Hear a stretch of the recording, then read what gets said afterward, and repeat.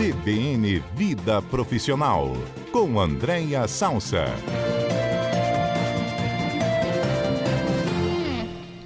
Andréia Salsa fala sobre trabalho, ascensão profissional, ambiente corporativo, enfim. Ela é consultora de pessoas de gestão, mentora de líderes, professora da FGV, gestora da FAESA também. E às segundas-feiras, Andréia divide um pouco do seu conhecimento, da sua experiência de vida, conosco aqui na Rádio CBN. Como vai, Andréia? Boa tarde. Oi, Mário, boa tarde aos colegas, aos ouvintes. Estou ansiosa para o tema de hoje, que é um tema polêmico, hein? Ah, é?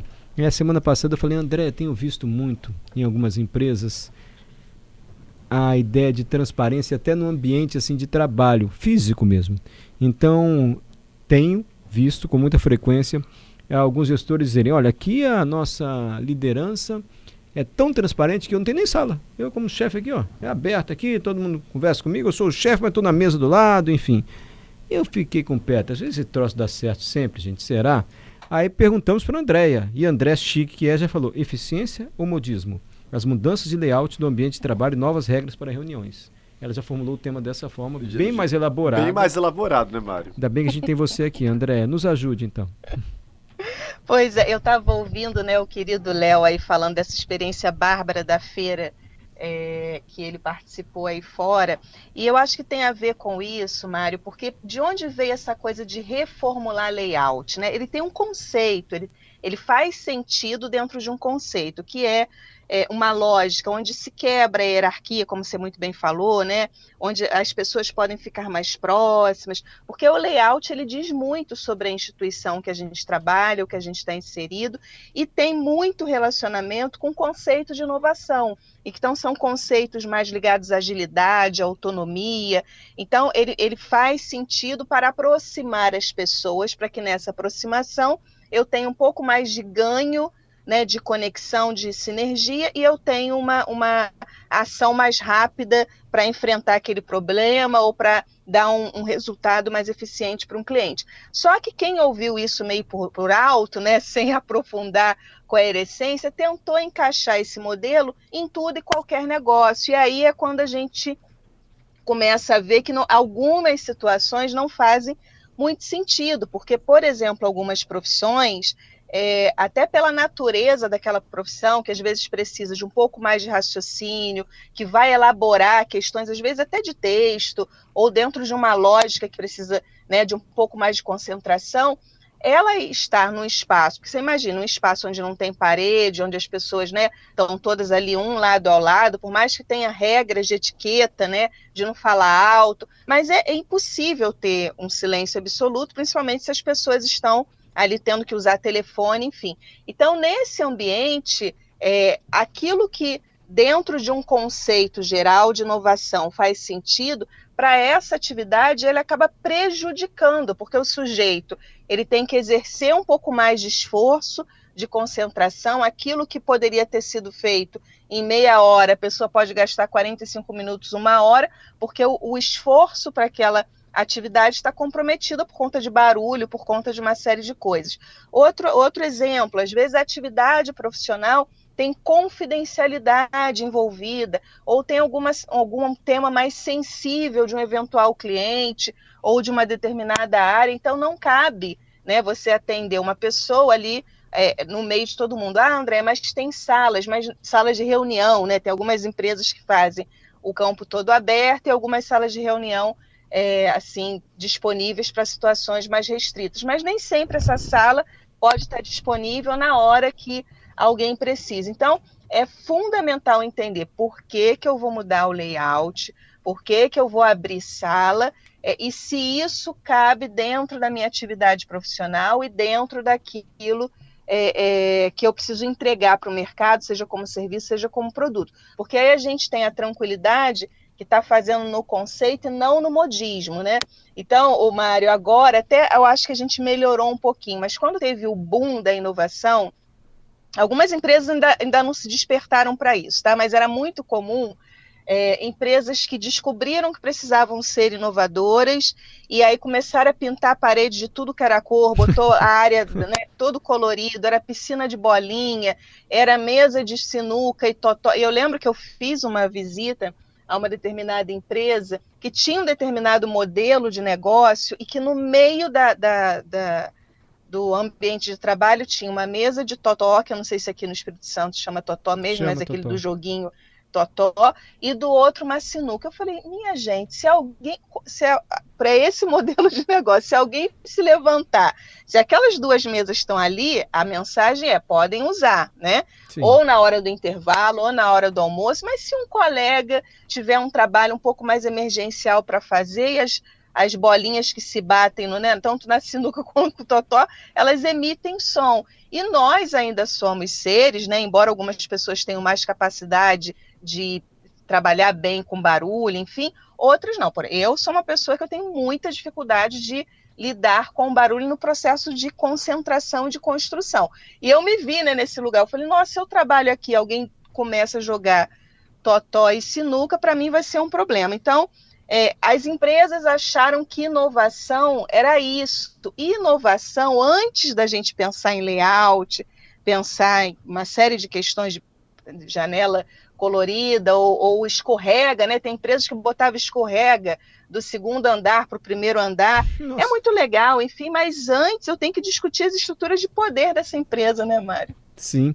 E outro aspecto que deve ser observado hoje, imagino, é a possibilidade das reuniões virtuais, né? Agora há pouco a gente falou com o Léo Carrareto, que esteve no Texas, no evento de inovação, e até falamos sobre isso, assim, e ele percebeu como é importante ainda a reunião presencial em algumas situações como essa desse evento que ele foi, ainda que seja um evento sobre inovação. Mas, enfim, cada vez são mais comuns essas reuniões online. E isso deve ser levado muito em consideração agora, né? Sem dúvida, Mário. E a gente não deve esquecer e olha que interessante, eu estava ouvindo o Léo, né, e o teu questionamento, poxa, era um evento de inovação, pessoas do mundo inteiro, será que hoje não tem uma tecnologia que elas poderiam, sei lá, estar reunidas até do ponto de vista de metaverso, já que está tão na moda, né, todo mundo ali numa feira de inovação, e por que as pessoas foram presencialmente? Porque nós ainda somos seres sociais, né, Mário? A gente ainda tem a necessidade de um contato, e isso é uma competência, quando a gente fala de vida profissional, a competência de relação interpessoal, se a gente se afastar muito, a gente vai perdendo essa habilidade, tá? De se relacionar com o outro no presencial, e tem elementos que a gente realmente só consegue no presencial, mas quer ver uma coisa que a gente tem que ter cuidado quando está muito em reuniões online, ou qualquer atividade profissional, ou reuniões, ou aula, ou evento que você participa, existe, a gente até pegando um pouquinho de um quadro que a gente já fez, só trazendo para cá, tem uma coisa que é a etiqueta corporativa, que é a elegância, e fala um pouco sobre o acolhimento e educação, que é todo mundo de câmera fechada. É claro que nem sempre a gente pode abrir, porque está com uma especificidade ali que não cabe, ou está com equipamento que não tem câmera, mas, de forma geral, o fato da gente abrir as câmeras e todo mundo poder se ver, isso resgata um pouco, né, o que as pessoas estão sentindo falta desse contato, porque realmente tudo fechado, você só escuta a voz, né? Não vê o rosto das pessoas e a reação, isso tira um pouco da sensação se aquele evento foi positivo, se foi negativo. Quando é presencial, eu garanto, né? Ali, inclusive palmas, inclusive sorrisos, gargalhadas, caras feias, caras fechadas, pessoas que saem do seu ambiente, eu estou vendo que está saindo. Quando isso está no virtual, se eu estou com câmera fechada, eu perco totalmente a possibilidade de sentir o que está acontecendo. Então, é interessante um evento gigante de inovação, de aspecto mundial, global, e as pessoas escolherem, né, que fosse presencial. Isso tem um motivo, e para mim o motivo é isso, é sentir a temperatura, a conexão, e reforçar, já que o Léo falou que foi um evento que falou tanto do humano, nós ainda somos seres sociais, precisamos nos relacionar. É claro que tudo leva, né, a crer que cada vez mais a gente vai ter que se habituar a essa questão do remoto, enfim, mas lembrando de alguns cuidados que tem a ver com a etiqueta corporativa, tem a ver com relacionamento, com a nossa capacidade de se relacionar com o outro, porque senão a gente fica igual a máquina, né? Porque a máquina é que não precisa mostrar o rosto, mas nós ainda temos rostos e expressões e reações e emoções para demonstrar mesmo que no remotamente, né? André, eu não sei se você vai ter essa resposta, mas voltando ao ambiente físico, eu tenho a sensação que a mesa ou a sala do chefe, do gerente, ela estrategicamente ou não, é localizada em uma posição que ela consegue, em que a pessoa que ocupa essa mesa, ali, o chefe ou o gerente,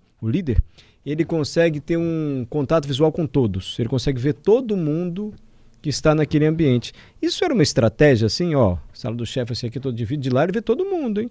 Ou a mesa do gerente está aqui, ó, porque geralmente tem um desenho meio fabril, assim, né? As pessoas ali fazendo o mesmo processo, enfim, e o gerentão ali meio do alto, ou numa sala que deu uma boa visão, assim, de toda a equipe. Estou lembrando até da sala do Bob Exxon, não sei o que lá da série Billions, que a sala dele é em cima, assim. Sim. E a mercado financeiro Isso. fica do alto, com Deus, ele só olhando todo mundo, mas ele vê o que todo mundo está fazendo. Essa é uma estratégia? Isso. Tem uma coisa, ô Mário, né? A gente está falando aqui sobre elementos muito fortes de cultura, né? Layout tem a ver com cultura. E quando a gente estuda o conceito de cultura, tem uma expressão chamada artefatos visíveis. Artefatos visíveis é exatamente isso que você está dizendo, assim, tudo tem um simbolismo. E se foi construído sem ter, não subestime a imaginação das pessoas, porque elas vão próprias construir, tá? Porque pode ser que alguém tenha construído uma sala de uma liderança que tem uma visão de todos só porque sobrou aquele espaço e botou ali. André, Mas a espera gente só um pouquinho que a gente vai para o repórter CBN. Desculpa interrompê-lo, mas sou obrigado a fazê-lo. É rapidinho o repórter CBN e você já volta. Combinado. De volta com a Andréa Salsa, que é especialista em gestão de pessoas, mentora de líderes, professora da FGV, gestora da FAESA, falando para a gente hoje sobre layout de mercado de trabalho. Eu conversava com a Andréa sobre uma certa tendência assim, de não ter salas, do ambiente dividido. A Andréa falou, isso depende do conceito da empresa, muito mais do que um certo modismo. E eu perguntei sobre o posicionamento da mesa do líder ou do gestor, que às vezes fica numa posição em que ele consegue ver todo mundo, nem todo mundo consegue vê-lo, mas ele tem acesso visual a todo o seu ambiente de trabalho. E André usou uma expressão que eu achei muito intrigante. Artefato, o que mesmo, André, que você falou? Artefatos visíveis é um conceito técnico de cultura, né? Que se usa, os especialistas usam esse conceito. E aí eu estava explicando que ele né, o posicionamento da sala, quer dizer, tudo que a gente visivelmente vê, né, visivelmente vê, ótimo, que fica visível. Então, as cores da empresa, o layout, onde a liderança fica, onde a equipe fica, refeitório, o uniforme, isso tudo faz parte do que a gente consegue enxergar e traduzir, que ali pode ter uma cultura mais inovadora, pode ter uma cultura mais conservadora, pode ter uma cultura, né, de que é mais plural, ou mais restrita. Então, isso tudo a gente vai fazendo a leitura. Quando uma sala de um gestor, né, dá essa visibilidade, e aí depende muito, Mário, o que está por trás do layout, né? Porque se o líder está ali acessível, e aí é o entendimento, né? Se eu estou ali olhando para toda a minha equipe, eu posso ser um gestor acessível, e por isso eu estou ali para que, se alguém precisar ter acesso direto comigo, já está pertinho, ou eu posso ser um líder comando, controle supervisionado, né? Então eu estou ali não para que as pessoas tenham acesso a mim, mas para que eu possa controlar os movimentos e a produtividade. E uma coisa ou outra, no equilíbrio, é adequado, né? Tanto o líder ter acesso e o líder também, que naturalmente, até pelo papel dele, precisa acompanhar as entregas da equipe, mas é nesse sentido que o layout veio, né, as reformulações de layout, para que não só a intencionalidade da empresa de ser mais acessível, mas que isso esteja traduzido no layout. Então, empresas que não há necessidade de terem salas por qualquer motivo, né, da lógica ali da empresa, isso naturalmente tem um simbolismo, que é aqui não tem hierarquia, ou tem pouca hierarquia, estamos todos presentes, porque antigamente, né, lá na década de 80 e 90, eram salas, né, salas fechadas tinham um simbolismo de poder, até as próprias poltronas, né, a poltrona da liderança que ele sentava era diferente da poltrona das outras pessoas, as cadeiras do chefe eram quase tronos, né? A gente ainda vê isso em algumas empresas, a cadeira do presidente é um trono que se diferencia. Então, isso tudo são artefatos visíveis. Mas eu acho que aqui para o que a gente trouxe para discutir com os nossos ouvintes é isso, que não vamos fazendo as coisas porque a empresa A, B ou C fez, faça desde que faça sentido para a sua organização e que no fundo as pessoas possam estar mais livres, mais autônomas, mais acessíveis, né? Tanto a liderança quanto a equipe, para que todo mundo fique num ambiente um pouco mais saudável. E achei muito legal aí, voltando, né, a conexão do evento do Léo, quanto o aspecto humano, apesar de ser um evento de inovação, isso foi destacado, porque o que faz os negócios são as pessoas, e a gente não pode jamais perder esse foco, enquanto foi isso, né, Mário, que no dia que talvez, sei lá, se tiver aí também as máquinas ocupando,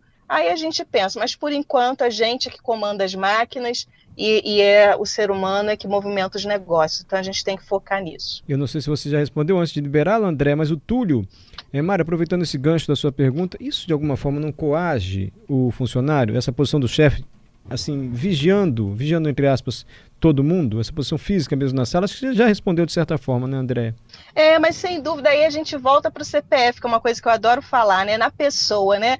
Tem líderes, e aí alguns dos nossos ouvintes podem ter o grato prazer de terem lideranças, que é muito bom estar perto daquela liderança. Então, o fato daquela liderança estar perto dá uma tranquilidade, dá uma sensação de que se eu precisar de alguma coisa, a minha liderança está ali. Ou quantas pessoas que adoram se reunir com seus líderes, porque sabe assim, caramba, dessa reunião eu vou sair sabendo alguma coisa a mais, porque toda vez que eu me encontro com o meu líder, não é só uma reunião, é um processo de aprendizagem. Ainda existem, Mário, líderes assim tão inspiradores, mas também tem aquele que ele simboliza o controle, né, o autoritarismo, e aí realmente quanto mais longe o líder tiver, melhor para a equipe. Agora é muito ruim, né, quando eu olho para a liderança e vejo essa imagem de tirania, né, porque Sim. Na realidade é uma relação muito esquisita de tirania, mas vamos caminhando porque tem uma leva boa aí de novos líderes que estão cumprindo o seu papel, embora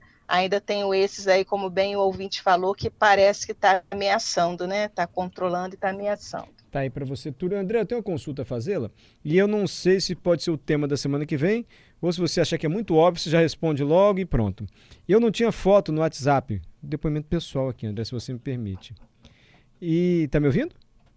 Tô ouvindo. Eu não gostava de ter foto, não quero ficar me vendo no WhatsApp, enfim. Mas aí, Carlos Alberto, nosso consultor para assuntos intelectuais, e Adalberto falaram, Mário, é horrível você não ter foto no WhatsApp.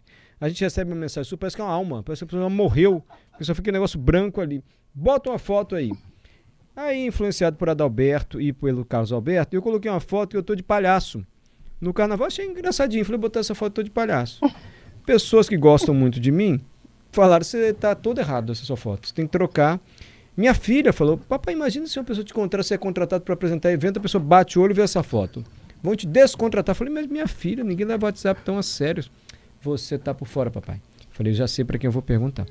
Andréia, tirei a foto de palhaço, não tô mais de palhaço, eu adorava palhacinho. Então, mas você tirou a foto? Tirei, porque eu fui pressionado em casa. E por colegas que gostam mesmo, falaram, não tá legal isso não. Eu vou perguntar para a André que ela vai responder. É tema para a semana que vem ou a pergunta é muito óbvia? Com certeza, não. A gente pode ampliar, porque aí não é só WhatsApp, é Instagram, é LinkedIn, Mário, e isso tem relação direta também com próprias reuniões. Na hora que eu fecho a câmera, qual é a foto que aparece? Tem gente que bota foto, né? Na hora que eu tô com a câmera fechada, qual é a minha foto? Ou aparece só o nome, ou tem gente que coloca foto. Isso também pode ser. Eu acho que é um belíssimo tema para a semana que vem. Tá combinado. Então, lá em casa, domingo, baita bronca. Enquanto isso, já mudou a foto, né, Mário? O que eu fiz, André? Que eu não soubesse, botei a culpa do Adalberto. Adalberto, olha, mas pega meu celular inadvertidamente, bota essa foto. Mentira, eu que peço. Mas não exatamente, mas a gente gostou da foto, não foi, Adalberto? Eu tinha achado autêntica, singela. Singela. Enfim, fomos rechaçados, vamos ver o que a André vai... Vamos gostar a pessoa que saiba nos ajudar, né? Tá combinado então, André. Obrigado, viu, querida? Nada, até semana que vem. Quer divulgar também sua rede social, seu Instagram? Até pra gente ver como é que tá a sua foto lá, que a gente vai te avaliar bem aqui, André. André, gestora da FAESA, consultora de pessoas de gestão, mentora de líderes, professora da FGV. E onde é que a gente encontra? Quem quiser mais algum comentário seu?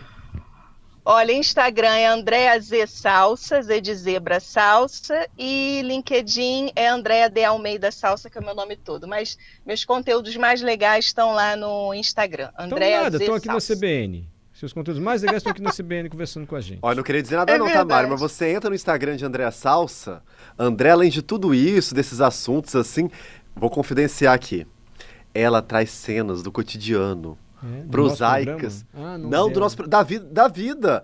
Então ela vai no restaurante, ela posta como é que foi a experiência, você embarca na dela. Aí ela acorda cedo, vai caminhar próximo a alguma região bonita, ela vai, ela posta. Instagram de André, eu passo assim, eu volto, vejo a dica. Coisas, né, adoro essas coisas. André, até semana que vem. Inclusive eu falei o seguinte: vão lá pro meu Instagram, que daqui a pouquinho eu vou dar um bastidor que nem vocês estão sabendo. Mas só vai saber o bastidor quem for lá no meu Instagram. Aqui do nosso programa? Exatamente. Ninguém vai nesse troço, não. E agora? Tchau, Andréia. Tchau. Tchau.